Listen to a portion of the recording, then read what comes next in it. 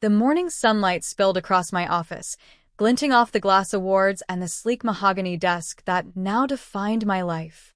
I ran a hand over the silk blouse I had chosen for this Monday, soft, cream-colored, expensive, a small rebellion against the chaos of my past. My phone buzzed on the corner of the desk, jolting me out of the calm I had worked so hard to cultivate. It was a text from my mother. 3 words. Call us. Now. My stomach twisted. I hadn't heard from them in months, not since that incident. The memory I tried to bury clawed its way up.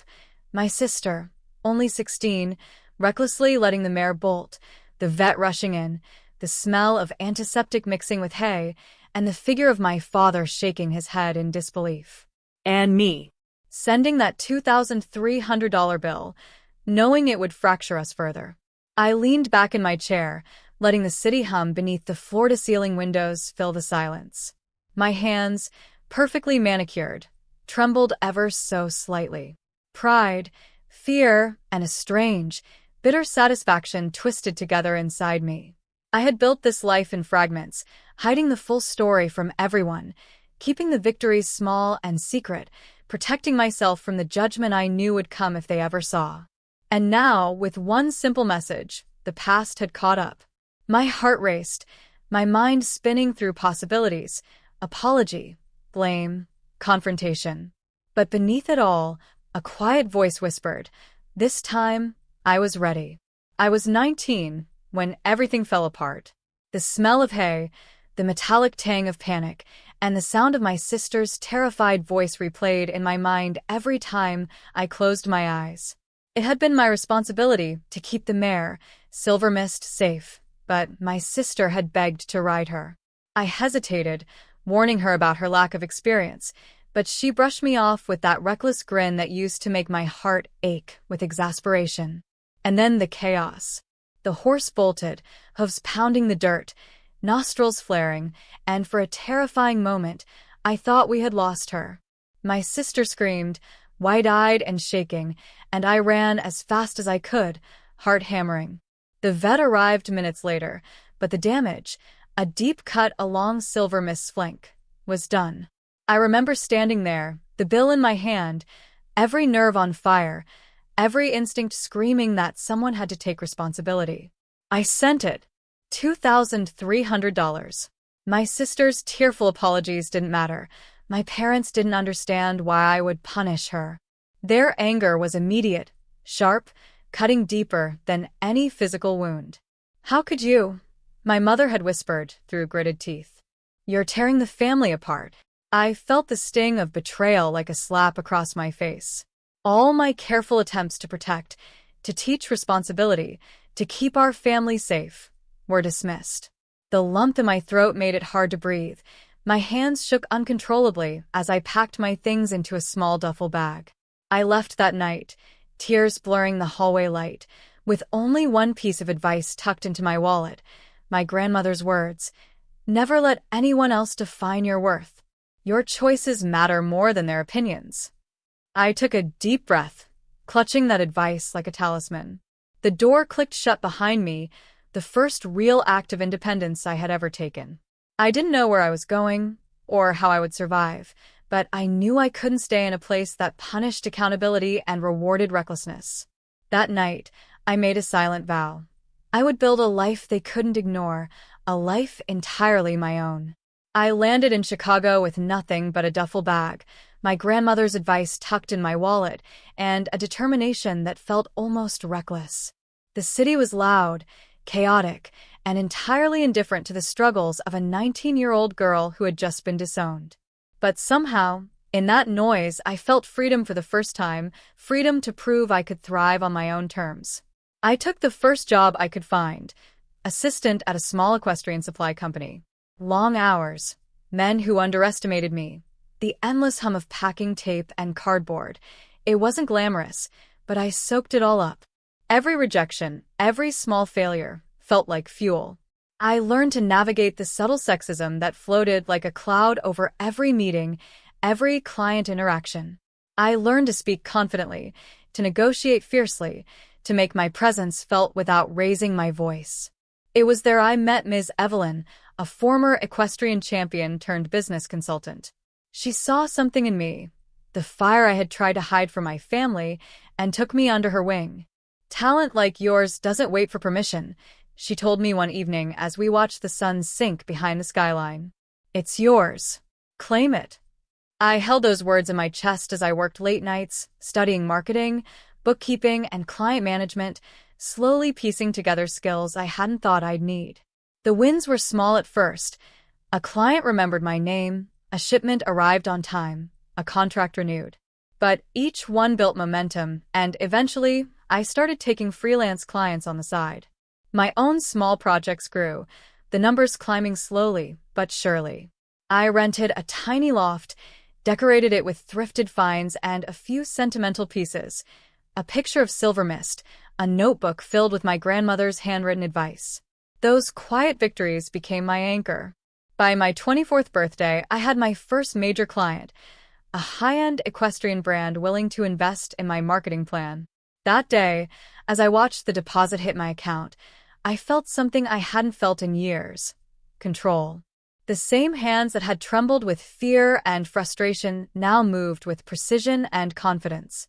All the while, I kept my family at arm's length, posting only vague updates on social media, keeping them in the dark about my growing success. Pride, fear, and a hint of revenge mingled quietly in my chest. If they wanted to believe I had failed, let them.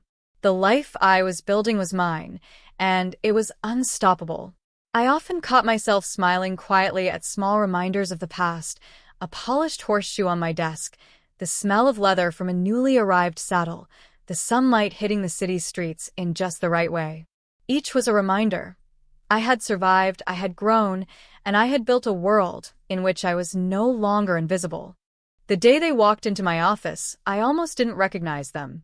My parents, my sister, standing there with that same mix of expectation and judgment I remembered so vividly. They had come thinking they would see the girl they had scorned, struggling, unsure, still needing guidance. I let them think that for a moment, letting the silence fill the room like a living thing. I motioned toward the floor-to-ceiling windows, framing the city skyline like a painting. The sunlight glinted off the sleek glass awards, the contemporary art on the walls, and the carefully curated decor that spoke of taste, not fortune. I had spent years building this world in secret, a silent testament to every ounce of effort they had dismissed. My desk gleamed with polished wood, a testament to long nights of work, while a subtle bouquet of fresh lilies reminded me that beauty could be deliberate. "Welcome," I said, my voice calm, steady, almost gentle. My mother's jaw tightened, my father's eyes widened. My sister, younger than ever in their gaze, fidgeted, uncertain. "I'm glad you could make it." I watched as they slowly took it all in. The awards commemorating marketing campaigns I had led, the photos of client launches, the contracts laid neatly in folders, and, perhaps most shocking, the financial statements displayed on the sleek tablet at my desk. Each number, each signature, was a marker of a life they hadn't allowed themselves to imagine I could achieve. "My name is Madison Cole," I said, letting it hang in the air like a challenge. "And yes, that's my company. That's my office. The brand you always assumed I would never manage." Their faces mirrored disbelief. My mother's hand flew to her mouth. My father's brow furrowed in a mix of guilt and amazement. My sister's eyes filled with tears, half pride, half regret. I let the tension linger, letting them absorb the truth. "You remember Silver Mist?" I asked softly, my voice threading past memories like a needle.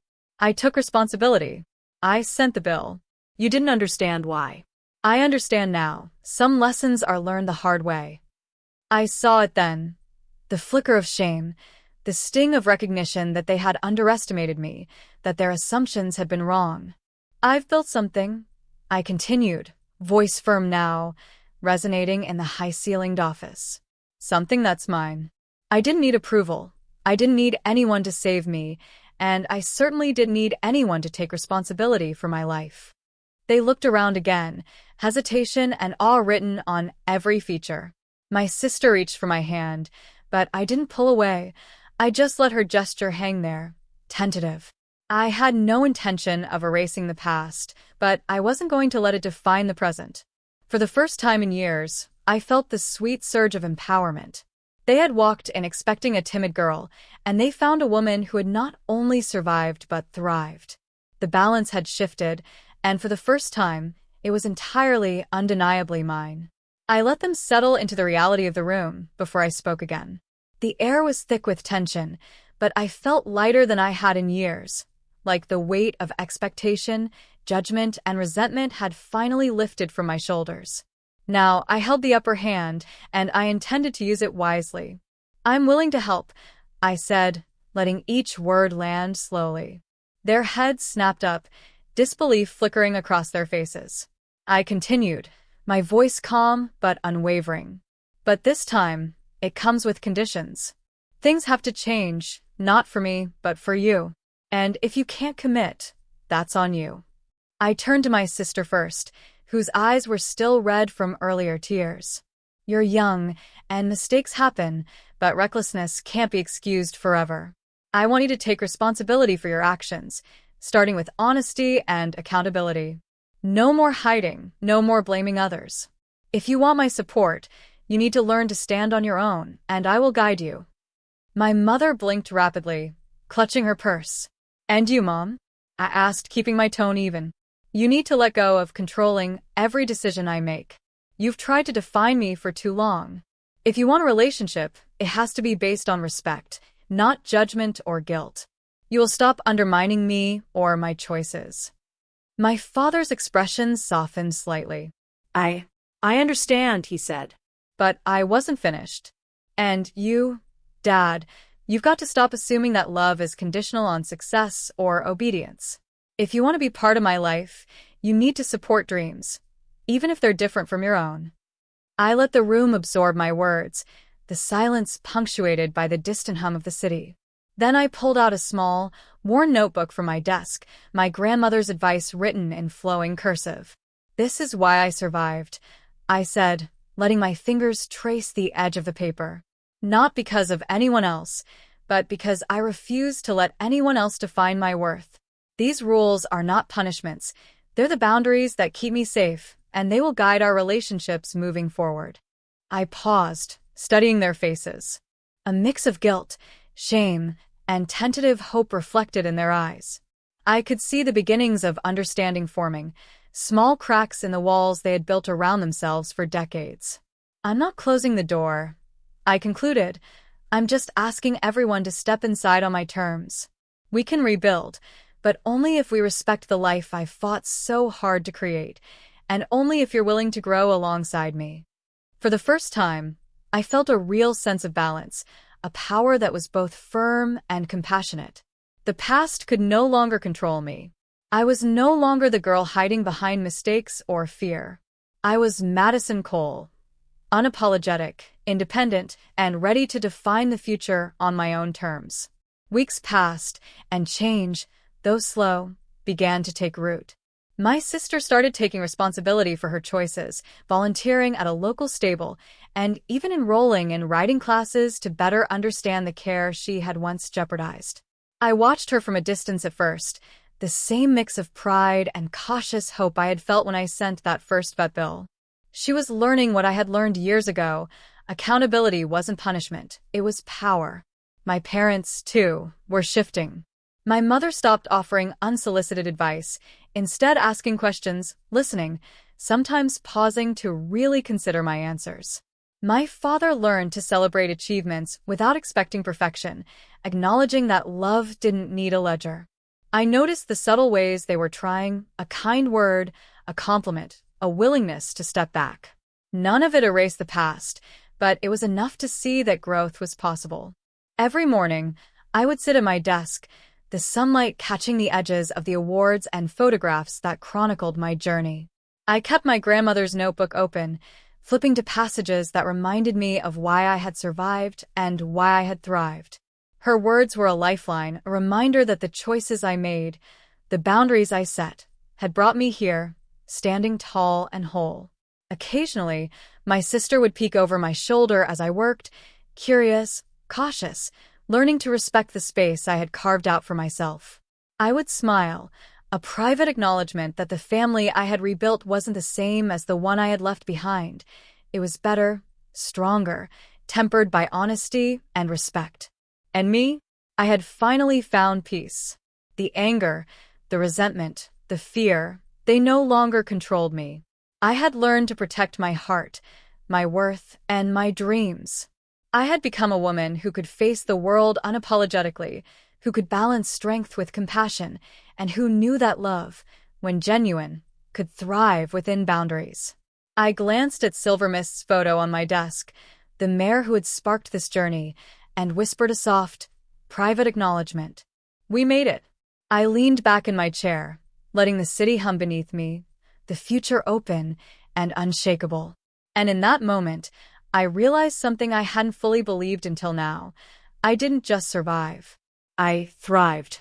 I was Madison Cole, and nothing, not recklessness, not judgment, not past mistakes could ever take that away.